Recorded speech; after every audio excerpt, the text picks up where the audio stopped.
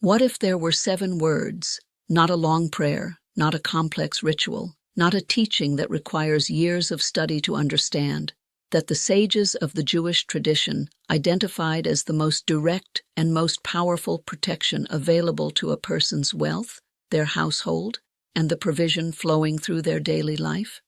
7 words, written in a specific sequence, understood in a specific way, and when spoken or written with genuine intention and knowledge of what they mean, carrying within them, according to the Kabbalistic tradition, a protection so complete that the masters of Safed said it was the equivalent of building a spiritual wall around everything a person has been given.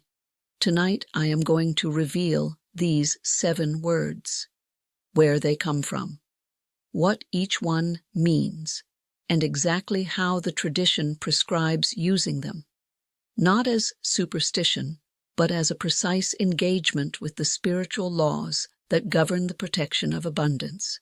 We begin with a teaching passed from Rabbi Yitzchak Luria, the Ari of Safed, to his student Rabbi Chaim Vital, in the Garden of Safed 2 years before the Ari's death. Vital recorded the teaching.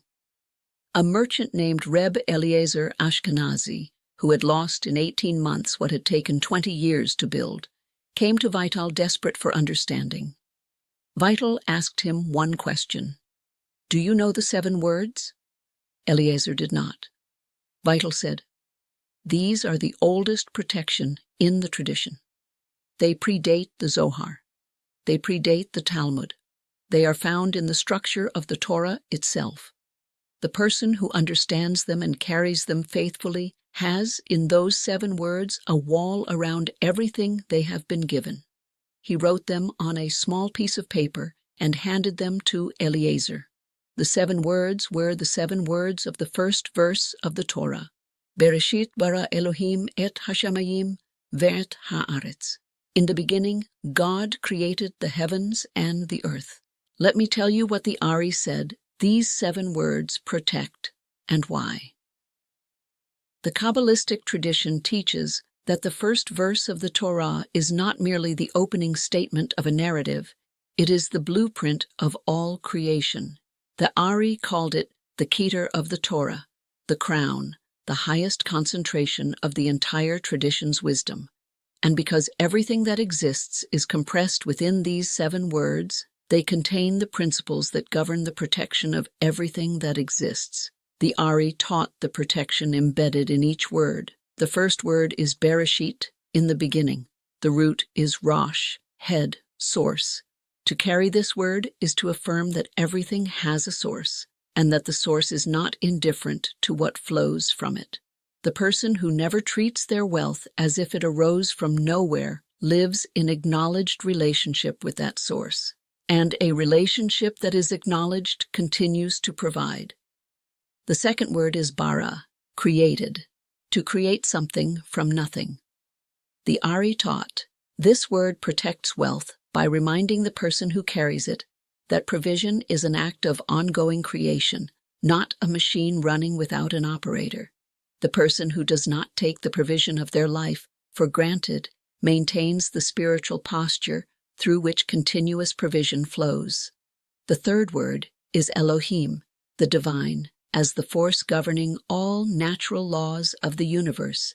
The Ari said, the laws of abundance are not arbitrary. They are as real and reliable as the laws of gravity. The person who treats spiritual laws of provision with the same seriousness as the physical laws of their trade is protected by understanding rather than by luck. The fourth word is et, a grammatical marker with no direct translation, but which the Kabbalists taught is among the most significant words in the language. Et is spelled with Aleph and Tav, the first and last letters of the Hebrew alphabet, encompassing the entire span of existence. The Ari said, this word protects wealth by reminding the person who carries it of the completeness of the protection available. It spans, like the alphabet from Aleph to Tav, everything that exists and everything that can be threatened.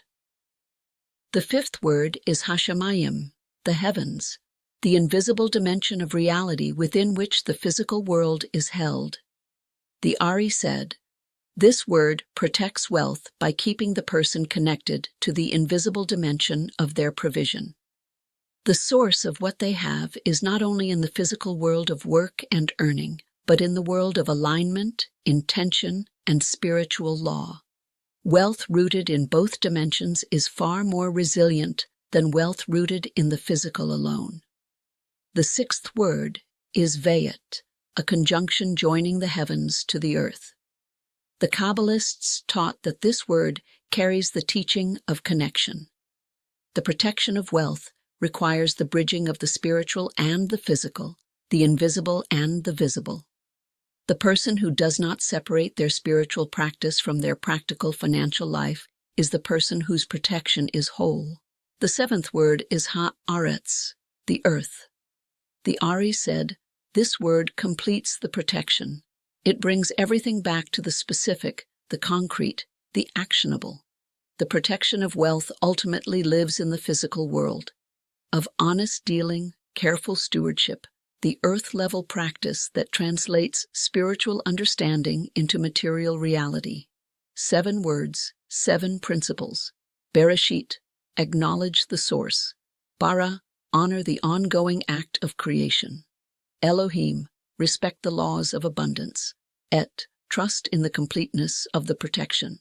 Hashemayim, remain connected to the invisible. Ve'et, maintain the bridge between spirit and practice. Haaretz, return to the concrete and actionable." The Ari told Chaim Vital, "A person who reads this verse slowly each morning, 1 word at a time, 1 breath per word, has performed, in less than 1 minute, the most complete act of wealth protection the tradition offers." Reb Eliezer Ashkenazi returned to his home and began the practice that same morning. 1 verse, 7 words, 7 breaths, 7 principles held consciously before the day began. He did not recover his losses overnight. The tradition does not promise that.